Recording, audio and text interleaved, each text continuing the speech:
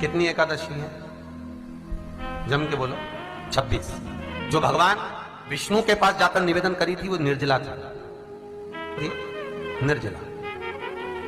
इसलिए सारी एकादशियों में निर्जला एकादशी की महत्वता शास्त्र प्रमाण करता है महाराज। पर हिंदू धर्म के 3 व्रत ऐसे बता दिए जिन व्रतों का पुण्य समाप्त नहीं हुआ। हिंदू धर्म के 3 व्रत ऐसे हो गए जिनका पुण्य समाप्त नहीं हुआ महाराज। क्यों? जिनका पुण्य प्रबलता में बढ़ता गया। पहले नंबर पर एकादशी, दूसरे नंबर पर प्रदोष और तीसरे नंबर पर शिवरात्रि। एकादशी आकर खड़ी हुई।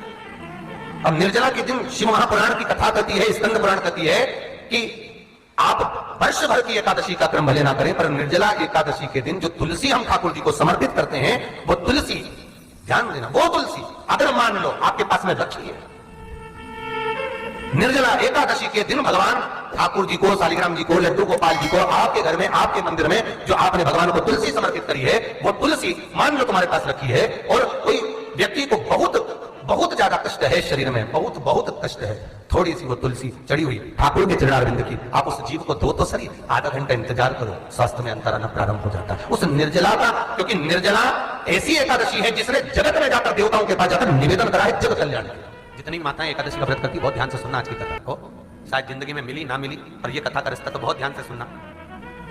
स्कंद पुराण यहां तक कहती है कि इस कथा के चरित्र को जो श्रवण कर लेता है उसको 26 एकादशी करना भी नहीं पड़ती। इस एकादशी की केवल ये कथा सुनकर ही उतर जाता है। बहुत ध्यान से सुनना इसको कथा को। एकादशी के दिन जब आप जल शंकर को चढ़ाने तो रो दी जाती है। जब एकादशी का दिन रहे और शंकर जी के मंदिर में आप जल समर्पित करें तो 3 बार मुख से स्वधा स्वधा स्वधा या स्वधा स्त्रोत का पाठ, जिसमें 12 श्लोक, 2-4 हैं। पैसा तो आ रहा है और घर में टिक नहीं रहा, डॉक्टर में, पुलिस में, एक्सीडेंट आदि में, कहीं गलत जगह पर, व्यसन में अगर पैसा जा रहा है, जुए में, मांसाहार, मदिरा पान, या कहीं आया पैसा आने में कमी नहीं, आ रहा है पर टिक नहीं रहा, रुक नहीं रहा, कोई मांगने आ गया, दे दिया, फिर वहां से अपने पास नहीं आ रहा, अपन कह रहे भैया हमारा पैसा लौटा दो, नहीं आ रहा। तो महाराज शिव महापुराण की कथा कहती है एकादशी के दिन गंगा के जल में मात्र 7 बेलपत्री डालकर जो नंदीश्वर भगवान अर्थात जो शंकर जी के शिवलिंग के सामने नंदी होता है, उस नंदी के चरण पर गंगा का जल चढ़ाकर बेलपत्री शिव पर समर्पित कर देता है, उसके घर में रुपया रुकना चालू हो जाता है, फिर वो गलत जगह पर नहीं जाता, गलत स्थान पर वो धन जाएगा ही नहीं। तूने मांग, तुझे क्या चाहिए?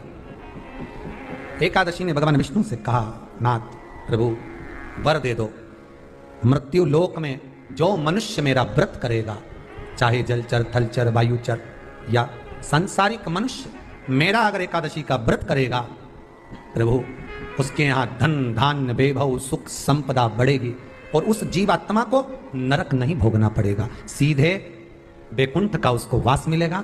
जब जीव आत्मा को लेकर चला जाएगा, यम के दूत जब बंदी बनाकर ले जा रहे होंगे उस जीवात्मा को, जिसके प्राण छूटे होंगे, यम के दूत जब बंदी बनाकर ले जा रहे होंगे, तब मुझे वर दो कि मैं इसका हाथ पकड़कर बेतन्नी से पार उतारकर सारे नरकों से निकालती हुई आपके धाम में लेकर आऊं। भगवान ने वर दे दिया, तथास्तु। हे एकादशी सुनो, मृत्यु लोक का मनुष्य अन्न का त्याग कर कर, क्योंकि अन्न में एकादशी के दिन पाप पुरुष रहता है, अन्न का त्याग कर कर एकादशी के दिन जो मनुष्य तुम्हारा व्रत धारण करेगा, उस व्रत को करेगा और उस व्रत को धारण करेगा, उसकी मनोकामना पूर्ण होकर वो मेरे ही धाम को जाएगा। ये तो हुआ एकादशी के जन्म की कथा। एकादशी के दिन गंगा के जल में मात्र 7 बेलपत्री डालकर जो नंदीश्वर भगवान अर्थात जो शंकर जी के शिवलिंग के सामने नंदी होता है, उस नंदी के चरण पर गंगा का जल चढ़ाकर बेलपत्री शिव पर समर्पित कर देता है, उसके घर में रुपया रुकना चालू हो जाता है, फिर वो गलत जगह पर नहीं जाता, गलत स्थान पर वो धन जाएगा ही नहीं।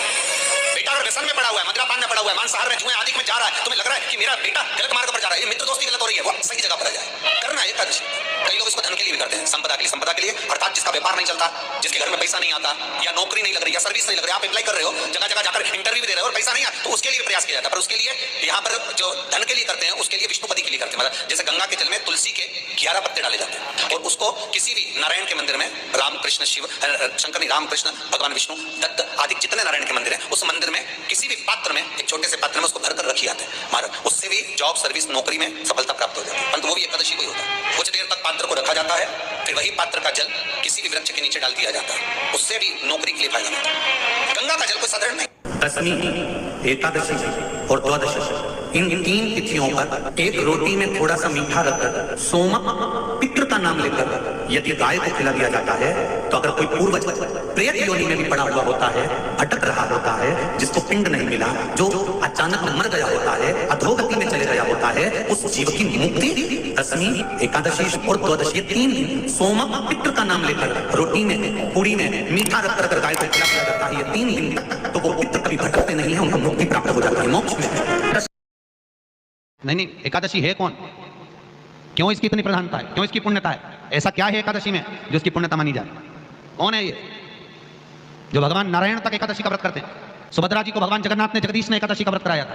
बद्रीनारायण भगवान को माता लक्ष्मी ने एकादशी का व्रत कराया था। क्यों? चंद्रायण एकादशी व्रत की माता। एकादशी है कौन? तो कहा जिसको व्रत करने पर भगवान नारायण भी जिसका व्रत करते हो, भगवान माता लक्ष्मी जिसका व्रत करती हो, वो एकादशी है कौन? तो शास्त्र वर्णन करता है महाराज, स्कंद पुराण का सुंदर चातुर्मास्य खंड के अंतर्गत वर्णन आया है महाराज। एक बार भगवान विष्णु आनंद में विराजमान थे, पद्मावती और माता लक्ष्मी दोनों उनके पास में विराजी हुई थी। भगवान लक्ष्मी और पद्मावती दोनों बेटी, एक सिर के पास, एक चरण के पास। कुछ समय बाद वहीं पर ब्रह्मदेव का आगमन हुआ और ब्रह्मा जी आगमन पाकर भगवान नारायण पद्मावती से लगकर उठे और उठकर लक्ष्मी की ओर झुके। झुकने पर इन तीनों के समागम से भगवान नारायण के हृदय चित्त से एक कन्या प्रकट हो गई। उस कन्या का नाम एका था। क्या नाम था? एका। अब 10 उसके गुण इतने प्रबल थे, वो 10 गुण उसके बड़े प्रबल थे कि वो एका जिसको निहारती थी उसको संपदावान बना देती थी, जिसको देख लेती थी उसके जीवन में वो आनंद की अनुभूतियां करा देती थी। एका जिस मार्ग से जाती थी उस मार्ग के द्वार खोल देती थी। एका का पुण्य इतना पुण्य प्रखर। पद्मावती और लक्ष्मी ने कहा महाराज ये बेटी आपके द्वारा निर्मित हुई है, इसका कन्यादान करना चाहिए। हमारे यहाँ हिंदू धर्म में रीति है, जिस दिन कन्यादान करा जाता है उस दिन व्रत रखा जाता है। अब आजकल लगते हैं कि मालूम नहीं, और कन्यादान करते समय व्रत रखा जाता है। व्रत रखना, एका का कन्यादान करना है। भगवान बोले कन्यादान करें, किसको दें? एका किसको दी जाए? एका प्रदान किसको करी जाए? पुण्यता किसको दी जाए? भगवान नारायण ने उसी समय लक्ष्मी और पद्मा से पूछा, तुम एकादशी के दिन जब आप जल शंकर को चढ़ाने तो रोटी जाती है, जब एकादशी का दिन रहे और शंकर जी के मंदिर में आप जल समर्पित करें तो 3 बार मुख से स्वधा स्वधा स्वधा या स्वधा स्तोत्र का पाठ, जिसमें 12 श्लोक। 2-4 हैं, पैसा तो आ रहा है और घर में टिक नहीं रहा। डॉक्टर में, पुलिस में, एक्सीडेंट आदि में, कहीं गलत जगह पर, व्यसन में अगर पैसा जा रहा है, जुए में मांसाहार मदिरा पान, या कहीं आया पैसा आने में कमी नहीं आ रहा है पर टिक नहीं रहा, रुक नहीं रहा। कोई मांगने आ गया, दे दिया, फिर वहां से अपने पास नहीं आ रहा, अपन कह रहे भैया हमारा पैसा लौटा दो, नहीं आ रहा। तो महाराज शिव महापुराण की कथा कहती है एकादशी के दिन गंगा के जल में मात्र 7 बेलपत्री डालकर जो नंदीश्वर भगवान अर्थात जो शंकर जी के शिवलिंग के सामने नंदी होता है, उस नंदी के चरण पर गंगा का जल चढ़ाकर बेलपत्री शिव पर समर्पित कर देता है, उसके घर में रुपया रुकना चालू हो जाता है। फिर वो गलत जगह पर नहीं जाता, गलत स्थान पर वो धन जाएगा ही नहीं। तूने समझा, मांग तुझे क्या चाहिए? एकादशी ने भगवान विष्णु से कहा, नाथ प्रभु वर दे दो, मृत्यु लोक में जो मनुष्य मेरा व्रत करेगा, चाहे जलचर, थलचर, वायुचर या सांसारिक मनुष्य मेरा अगर एकादशी का व्रत करेगा, प्रभु उसके यहाँ धन धान्य वैभव सुख संपदा बढ़ेगी और उस जीवात्मा को नरक नहीं भोगना पड़ेगा, सीधे वैकुंठ का उसको वास मिलेगा। जब जीव आत्मा को लेकर चला जाएगा, यम के दूत जब बंदी बनाकर ले जा रहे होंगे उस जीवात्मा को, जिसके प्राण छूटे होंगे, यम के दूत जब बंदी बनाकर ले जा रहे होंगे, तब मुझे वर दो कि मैं इसका हाथ पकड़कर बेतन्नी से पार उतारकर सारे नरकों से निकालती हुई आपके धाम में लेकर आऊं। भगवान ने वर दे दिया, तथास्तु। हे एकादशी सुनो, मृत्यु लोक का मनुष्य अन्न का त्याग कर कर, क्योंकि अन्न में एकादशी के दिन पाप पुरुष रहता है, अन्न का त्याग कर कर एकादशी के दिन जो मनुष्य तुम्हारा व्रत धारण करेगा, उस व्रत को करेगा और उस व्रत को धारण करेगा, उसकी मनोकामना पूर्ण होकर वो मेरे ही धाम को जाएगा। ये तो हुआ एकादशी के जन्म की कथा। एकादशी के दिन गंगा के जल में मात्र 7 बेलपत्री डालकर जो नंदीश्वर भगवान अर्थात जो शंकर जी के शिवलिंग के सामने नंदी होता है, उस नंदी के चरण पर गंगा का जल चढ़ाकर बेलपत्र शिव पर समर्पित कर देता है, उसके घर में रुपया रुकना चालू हो जाता है। फिर वो गलत जगह पर नहीं जाता, गलत स्थान पर वो धन जाएगा ही नहीं। बेटा अगर व्यसन में पड़ा हुआ है, मदिरा पान में पड़ा हुआ है, मांसाहार में, जुए आदि में जा रहा है, तुम्हें लग रहा है कि मेरा बेटा गलत मार्ग पर जा रहा है, ये मित्र दोस्ती गलत हो रही है, वो सही जगह पर आ जाए। करना है एकादशी। कई लोग इसको धन के लिए भी करते हैं, संपदा के लिए अर्थात जिसका व्यापार नहीं चलता, जिसके घर में पैसा नहीं आता, या नौकरी नहीं लग रही, या सर्विस नहीं लग रही, आप अप्लाई कर रहे हो, जगह जगह जाकर इंटरव्यू भी दे रहे हो और पैसा नहीं आता, तो उसके लिए प्रयास किया जाता है। पर उसके लिए यहाँ पर जो धन के लिए करते हैं, उसके लिए विष्णुपति के लिए करते हैं। मतलब जैसे गंगा के जल में तुलसी के 11 पत्ते डाले जाते हैं और उसको किसी भी नारायण के मंदिर में, रामकृष्ण शिव शंकर नहीं, रामकृष्ण भगवान विष्णु दत्त आदि जितने नारायण के मंदिर हैं, उस मंदिर में किसी भी पात्र में, एक छोटे से पात्र में उसको भरकर रखी जाते हैं। उससे भी जॉब सर्विस नौकरी में सफलता प्राप्त हो जाती है। परंतु वो भी एकादशी को ही होता है। कुछ देर तक पात्र को रखा जाता है, फिर वही पात्र का जल किसी भी वृक्ष के नीचे डाल दिया जाता है, उससे भी नौकरी के लिए फायदा मिलता है। गंगा का जल कोई साधारण नहीं।